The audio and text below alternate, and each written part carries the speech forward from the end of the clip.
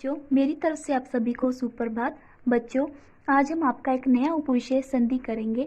देखते हैं संधि क्या होती है। जब दो ध्वनियां आपस में मिलती हैं तब वे एक नया रूप धारण करती हैं, उसे हम संधि कहते हैं। जैसे सत्य प्लस अर्थ शब्द में अगर हम देखते हैं तो सत्य का अंतिम स्वर है अ और अर्थ शब्द का प्रथम स्वर है अ। दोनों को मिलाकर हमारा बन जाता है आ, तो हमारी संधि बन जाती है सत्यार्थ। ऐसी बाकी शब्दों में भी है। संधि के हमारे पास तीन भेद होते हैं। पहला भेद है हमारे पास स्वर संधि, दूसरा है व्यंजन संधि, तीसरा है विसर्ग संधि। हमारे सिलेबस में सिर्फ स्वर संधि, हम उसी के बारे में पढ़ेंगे। स्वर संधि क्या होती है? स्वर के बाद स्वर के मेल से उनमें जो परिवर्तन होता है उसे हम स्वर संधि कहते हैं।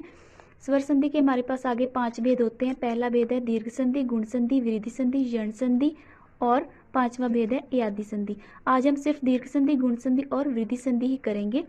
दीर्घ संधि क्या होती है देखते हैं। जब दो एक समान वर्ण पास पास आते हैं तो दोनों मिलकर उसी वर्ण का दीर्घ रूप बन जाते हैं, उसे हम दीर्घ संधि कहते हैं। जैसे छात्र प्लस आवास शब्द में अगर हम देखते हैं तो छात्र शब्द का अंतिम स्वर है अ और आवास शब्द का प्रथम स्वर है आ। दोनों को मिलाकर अ प्लस आ बन जाता है आ, छात्रावास संधि बन जाती है। ऐसे बाकी शब्दों में भी हुआ है।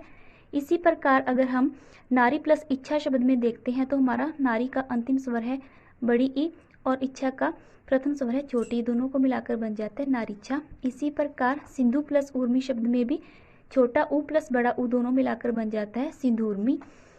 इसी प्रकार आगे देखते हैं गुण संधि क्या होती है।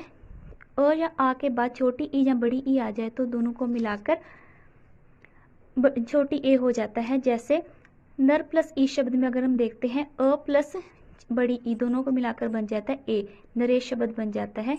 इसी प्रकार अ या आ के बाद छोटा ऊ या बड़ा ऊ आ जाए तो दोनों को मिलाकर ओ हो जाता है। जैसे जल प्लस उर्मी, जल शब्द का अंतिम स्वर है हमारे पास अ और उर्मी का प्रथम स्वर है बड़ा ऊ, दोनों को मिलाकर हमारे पास बन जाता है ओ, जलोर्मी। ऐसे ही बाकी शब्दों में भी हुआ है।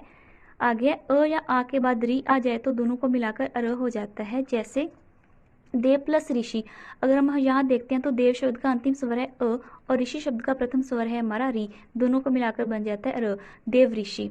इसी प्रकार बाकी शब्द भी हैं, महा प्लस ऋषि महर्षि। आगे है वृद्धि संधि क्या होती है। वृद्धि संधि हमारे पास होती है अ या आ के बाद छोटी ए या बड़ी ए आ जाए तो मिलकर बड़ी ए हो जाता है। जैसे परम प्लस ऐश्वर्य, अगर हम इसका परम का अंतिम स्वर देखते हैं अ है और ऐश्वर्य का प्रथम स्वर देखते हैं बड़ी ए है, दोनों को मिलाकर क्या बन गया परमेश्वर्य। ठीक है, बड़ी ए बन जाता है। इसी प्रकार बाकी शब्द भी हैं। आगे है अ या आ के बाद ओ या बड़ा ओ आ जाए तो मिलकर बड़ा ओ हो जाता है। जैसे महा प्लस ओ शब्द में अगर हम देखते हैं तो क्या बन जाता है महौज। मैं उम्मीद करती हूँ आपको अच्छी